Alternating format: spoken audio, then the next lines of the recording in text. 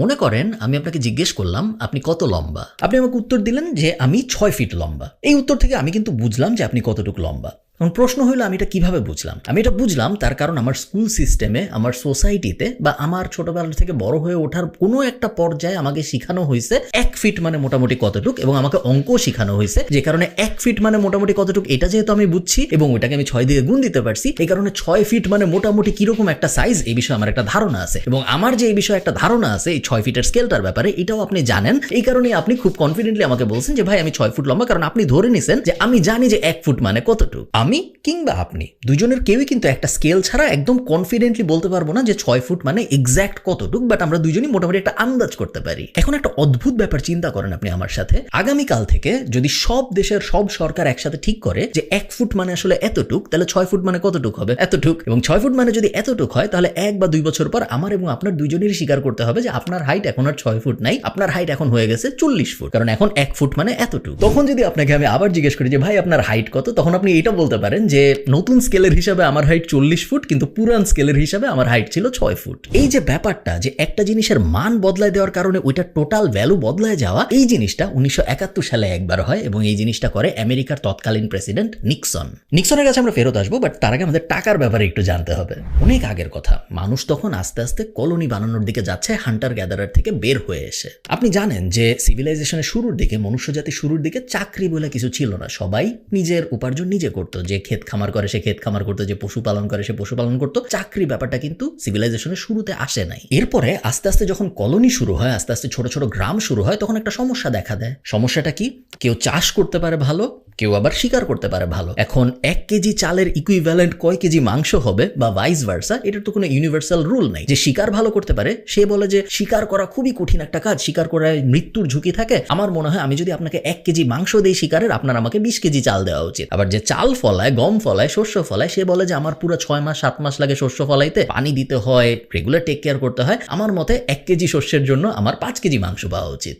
এই প্রবলেমগুলো আস্তে আস্তে সলভ করার জন্যই ইউনিভার্সাল কারেন্সি ব্যাপারটা আসে, যেখানে একটা জিনিসকে নির্দিষ্ট একটা মান দেওয়া হয় এবং বলা হয় এই জিনিসটার নাম এখন কারেন্সি বা টাকা, এবং এখন থেকে এইটাই বিনিময় হবে। আমি আপনাকে 5 কেজি মাংস দিব, তার বদলে আপনি আমাকে 10 কেজি শস্য দিবেন, এরকম আর হবে না। আমি আপনাকে এই জিনিসটা দিব 10টা, তার বদলে আপনি আমাকে আপনার যে জিনিসটা আছে মাংস বা শস্য, সেই জিনিসটা আমাকে দিবেন। শুরুর দিকে মুদ্রার অনেক ভার্সন ছিল, একদম পাথর থেকে শুরু করে, কোষ্টি পাথর থেকে শুরু করে এমন এমন অদ্ভুত জিনিসপত্র মুদ্রা হিসেবে ট্রিট করেছে প্রাচীন আমলের মানুষ, যেটা যদি লিস্ট করি আপনি অবাক হয়ে যাবেন। কিন্তু যাই মুদ্রা হিসেবে ইউজ করা হয়েছে বিভিন্ন সময়, সবকিছুর একটা প্রবলেম ছিল, সেটা হলো ইউনিভার্সাল অ্যাকসেপ্টেন্স। সবাই ওই জিনিসকে সমান ভ্যালুয়েবল মনে করে নাই, এবং এই কারণে মুদ্রা, কোনো একটা এস্টাবলিশড মুদ্রা একই সাথে পুরা দুনিয়ার মুদ্রা হইতে পারে নাই কোনো সময়, টিল গোল্ড অ্যারাইভড।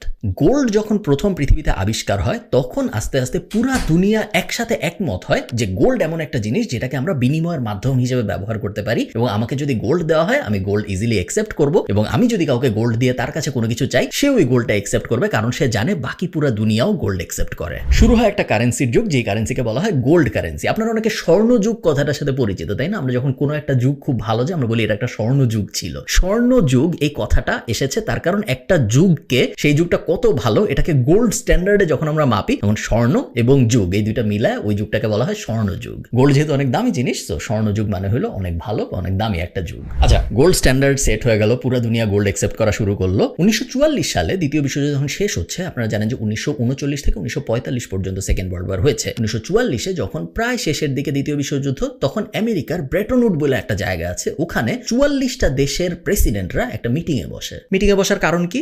দুনিয়া এখন অনেক গ্লোবালাইজড। ফার্স্ট ওয়ার্ল্ড ওয়ার যখন হয়েছে তখন কিন্তু ট্রেঞ্চ ওয়ার হয়েছে, এত আধুনিক প্লেন ছিল না, দেশের মধ্যে বাণিজ্য ছিল না, কোনো ব্যাপার স্যাপার ছিল না। বাট 1944 সালে এসে এক দেশ আরেক দেশের সাথে বাণিজ্য করতেছে, এক দেশ আরেক দেশে নিয়মিত যাচ্ছে, এক দেশের থেকে মানুষ আরেক দেশে ইজিলি ট্রাভেল করতেছে। সো গ্লোবালাইজেশন ব্যাপারটা শুরু হয়ে গেছে। এখন গ্লোবালাইজেশন যখন শুরু হয়েছে, তখন ওই চাল এবং ওই মাংসর সমস্যাটা আবার ফেরত আসছে।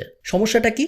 প্রত্যেকটা দেশেরই এখন নিজেদের কারেন্সি আছে। ব্রিটেনের আছে পাউন্ড, আমেরিকার আছে ডলার, অমুক দেশের আছে তমুক জিনিস। প্রত্যেকটা দেশই মনে করে আমার কারেন্সি সেরা, আমার কারেন্সি অনেক পাওয়ারফুল। ঠিক যেরকম যে শিকার করতো সে মনে করতো মাংসের দাম বেশি, ভার্সেস যে শস্য ফলাইতো সে মনে করতো গমের দাম বেশি। একইভাবে ব্রিটেন মনে করতেছে পাউন্ড অনেক দামি জিনিস, আমেরিকা মনে করতেছে ডলার অনেক দামি জিনিস, সব দেশ মনে করতেছে তার কারেন্সি অনেক দামি জিনিস। সো এই সেম প্রবলেম সলভ করতে আসলে প্রেসিডেন্টরা বসে যে আমাদের একটা ইউনিভার্সাল কারেন্সি দরকার, যেটার এগেইনস্টে আমরা আমাদের নিজেদের কারেন্সিগুলোকে পরিমাপ করতে পারবো। এখন দ্বিতীয় বিশ্বযুদ্ধ যখন শেষ হচ্ছে 1944-45 এরকম টাইমে, এরকম সময় আমেরিকার কাছে পৃথিবীর গোল্ডের 50%-এরও বেশি মজুদ ছিল। আমেরিকার কাছে যেহেতু সবচেয়ে বেশি গোল্ড সেই সময়, এবং সবাই মোটামুটি একমত ছিল যে গোল্ড সবচেয়ে পাওয়ারফুল একটা জিনিস এবং গোল্ড সবচেয়ে গ্লোবালি অ্যাকসেপ্টেড একটা কারেন্সি। সো এই জিনিসটা সিদ্ধান্তে আসে ওই 44টা দেশের প্রেসিডেন্ট যে এখন থেকে আমরা এক দেশের সাথে আরেক দেশের যখন বাণিজ্য করব তখন আমরা আমেরিকান ডলার ব্যবহার করব, নিজের দেশের ভিতরে আমরা নিজেদের কারেন্সি ব্যবহার করব, বাট এক দেশ যখন আরেক দেশ থেকে কোনো একটা কিছু কিনবে সেটা যাই হোক আমরা ওই জিনিস ডলার দিয়ে কিনবো। এবং আমেরিকা বলে যে তোমরা ডলার দিয়ে কিনো, কোনো সমস্যা নেই, তোমার এটা বলতেও হবে না যে আমেরিকান ডলার খুব পাওয়ারফুল একটা জিনিস, কারণ প্রত্যেক আমেরিকান ডলার 28 গ্রাম সোনার সমান। সো আপনি চিন্তা করেন, মনে করেন আপনি ব্রিটেন, আপনি ঠিক করলেন যে আপনার দুধ কিনতে হবে সুইজারল্যান্ডের কাছ থেকে, আপনি সুইজারল্যান্ডকে ডলারে টাকা দিবেন, সুইজারল্যান্ড আপনাকে দুধ দিবে, এবং এই ডলার আপনি চাইলে নিজের কাছে রাখতে পারেন যেন পরে আবার এই ডলার দিয়ে অন্য কারো কাছ থেকে অন্য কিছু কেনা যায়, অথবা আপনি এই ডলার আমেরিকাকে ফেরত দিলে আমেরিকা প্রত্যেক ডলারের জন্য 28 গ্রাম গোল্ড আপনাকে ফেরত দিয়ে দিবে। সো গোল্ড স্ট্যান্ডার্ডেই আমরা থাকলাম, বাট কারেন্সিটা হয়ে গেল ডলার, যেটা দিয়ে বিনিময় হবে। এই জিনিসটা যেহেতু ব্রেটন উড নামের জায়গাটায় হয়, এই কারণে এই পুরো ব্যাপারটাকে বলা হয় ব্রেটন উড এগ্রিমেন্ট। তো এরপরের 20 বছর মোটামুটি ঠিকভাবেই চলতেছিল। সেকেন্ড ওয়ার্ল্ড ওয়ার শেষ হয়, আমেরিকার ডমিনেন্স আরো বাড়ে এবং সব দেশ মোটামুটি ভাবে ডলারে কেনা বেচা করে হ্যাপি, কারো কোনো বড় ধরনের সমস্যা হচ্ছে না, কেউ অ্যাকচুয়ালি ডলার দিয়ে আবার গোল্ড ফেরতও নিচ্ছে না, কারণ সবাই একসেপ্ট করে নিছে যে আমেরিকা যেহেতু পাওয়ারফুল একটা দেশ, ডলারের তেমন কোনো সমস্যা হচ্ছে না। সে আমেরিকার কাছে তো গোল্ড আছে, আমি জানি আমার কাছে ডলারই থাক, আবার ডলার ভাঙায় গোল্ড করবো, আবার তারপর কোনো কিছু কিনতে হলে গোল্ড ভাঙায় ডলার করতে হবে, এই ঝামেলার মধ্যে আমি কেন যাবো, আমি ডলারই রেখে দিই আমার কাছে। কিন্তু এরপরে আস্তে আস্তে আমেরিকার একটু ডাউনফল শুরু হয় ভিয়েতনাম ওয়ার টাইপ যুদ্ধ দিয়ে। যখন আমেরিকা আস্তে আস্তে বিভিন্ন যুদ্ধটুদ্ধতে জড়ায় পড়ে এবং আমেরিকার ডমিনেন্স প্রমিনেন্ট হয়, সব দেশ আস্তে আস্তে আমেরিকাকে একটু একটু খারাপ ভাবা শুরু করে, তখন সব দেশের মাথায় প্রথমে যে ব্যাপারটা আসে সেটা হলো আমেরিকান ডলার তো আমি আর ইউজ করবো না। আমেরিকা ভিয়েতনামে যুদ্ধ করতেছে, আমেরিকার জাপানের সাথে সমস্যা, আমেরিকার তাইওয়ানের সাথে সমস্যা, চায়নার সাথে সমস্যা, এই সমস্যা ওই সমস্যা, আমি আমেরিকাকে আর সাপোর্ট করতে চাই না, আমি আমেরিকার ডলার আর ইউজ করবো না। জার্মানি প্রথম, তখন কিন্তু জার্মানি ভাগ হয়নি, তার আগের কথা বলতেছি, জার্মানি প্রথম তাদের সব ডলার ফেরত দিয়ে গোল্ডে কনভার্ট করে ফেলে সবকিছু। তখন বাকি দেশগুলো একটু অবাক হয় যে আচ্ছা আমরা যদি ডলার রাখি, বাকি কেউ যদি ডলার না রাখে, তাহলে তো আমাদের শুধু এই ডলার লেখে কোনো লাভ নাই, তাই না? কারণ আমরা যখন কাউকে ডলার দিতে যাব তার দুধ কেনার বদলে সে ওই ডলার একসেপ্ট করবে না, কারণ বাকি সবাই ডলার থেকে বের হয়ে যাচ্ছে। সো আমরা কি করব? সেকেন্ড দেশ হয় সুইজারল্যান্ড। সুইজারল্যান্ড প্রায় $50 মিলিয়ন গোল্ডে কনভার্ট করে, $50 মিলিয়ন ফেরত দিয়ে দেয় আমেরিকাকে এবং বলে আমাদের গোল্ড ফেরত দিয়ে দাও। আমেরিকা বুঝতে পারে যে সবাইকে যদি গোল্ড ফেরত দিয়ে দিই আমরা, তাহলে একটা বড় সমস্যা হবে, সেটা হলো আমেরিকার গ্লোবাল ডমিনেন্স শেষ হয়ে যাবে, কারণ কেউ আর ডলার ব্যবহার করবে না। এই সমস্যার থেকে বের হইতে কি করা যায়? 1971 সালে অনেক অনেক গোপন ডিসকাশনের পর প্রেসিডেন্ট নিক্সন একটা ঘোষণা দেয়। উনি বলে এখন থেকে আমেরিকার ডলার গোল্ড স্ট্যান্ডার্ড থেকে বের হয়ে যাচ্ছে, এখন থেকে আমেরিকার ডলারের সাথে গোল্ডের কোনো সম্পর্ক থাকবে না। এই ব্যাপারটাকে বলা হয় নিক্সন শক। আপনি একটু চিন্তা করেন ব্যাপারটা কি হইলো। নিক্সন শকের আগ পর্যন্ত আপনার কাছে $1 ছিল মানে হলো আপনার কাছে 800 মিলিগ্রাম গোল্ড ছিল। হ্যাঁ, আপনার কাছে গোল্ডটা ফিজিক্যালি ছিল না, বাট আপনি জানতেন যে এই $1 800 মিলিগ্রাম গোল্ড রিপ্রেজেন্ট করে, যেই গোল্ডটা আমেরিকান সরকারের কাছে রাখা আছে, আমি চাইলেই আমেরিকান সরকারকে আমার এই ডলারটা ফেরত দিতে পারি এবং তার বদলে সে আমাকে আবার গোল্ড দিয়ে দিবে। কিন্তু 71-এর এই ঘোষণার পরে যে ব্যাপারটা হলো সেটা হলো এখন থেকে গোল্ড এবং আমেরিকান ডলারের কোনো সম্পর্ক নাই। ইকোনমিক্সের ভাষায় এই ব্যাপারটাকে বলা হয় গোল্ড স্ট্যান্ডার্ড থেকে আমেরিকান ডলার বের হয়ে গেল। তাহলে নেক্সট অবভিয়াস প্রশ্ন যেটা আসবে সেটা হলো গোল্ড এবং ডলারের যেহেতু এখন আর কোনো সম্পর্ক নাই, তাহলে $1 কতটুকু গোল্ড পাওয়া যাবে, বা আমি যদি 1 গ্রাম গোল্ড কিনতে চাই আমার কতটুকু ডলার দিতে হবে, এটা কে ঠিক করবে? এটার উত্তর হলো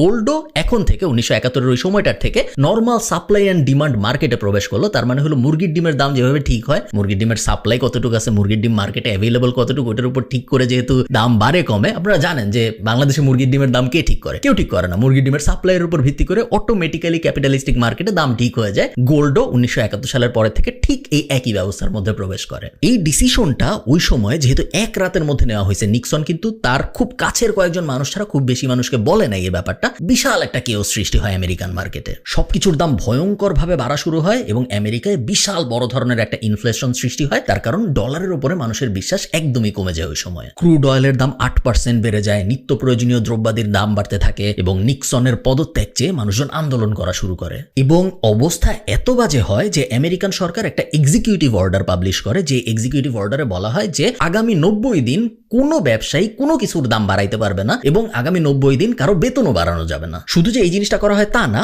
প্রোডাক্ট ইম্পোর্টের ক্ষেত্রেও অনেক ধরনের এক্সট্রা ট্যাক্স বসানো হয় যেন আমেরিকান প্রোডাক্ট মানুষ আরো বেশি কিনে। ফরচুনেটলি এই দুইটা ব্যাপার কাজ করে। মানুষ আস্তে আস্তে আবার ডলার ব্যবহার বাড়ানো শুরু করে এবং বিভিন্ন দেশ যাদের কাছে ডলার ছিল তারা যেটা এক্সপেক্ট করছিল অনেকে যে সবাই ডলার ফেরত দিয়ে যার যার গোল্ড নিয়ে বিদায় হয়ে যাবে, ডলার আর গ্লোবাল কারেন্সি থাকবে না। বাট ব্যাপারটা হয় না। সব দেশ মোটামুটি বলে যে না, ঠিক আছে, এখন আর ডলারের সাথে গোল্ডের কোনো সম্পর্ক নাই, বাট আমরা ডলারকে তাও বিশ্বাস করি এবং আমরা আমেরিকার যে সুপার পাওয়ার, এই সুপার পাওয়ারে এখনো বিশ্বাস রাখি এবং আমরা এখনো ডলার দিয়েই ট্রেড করব।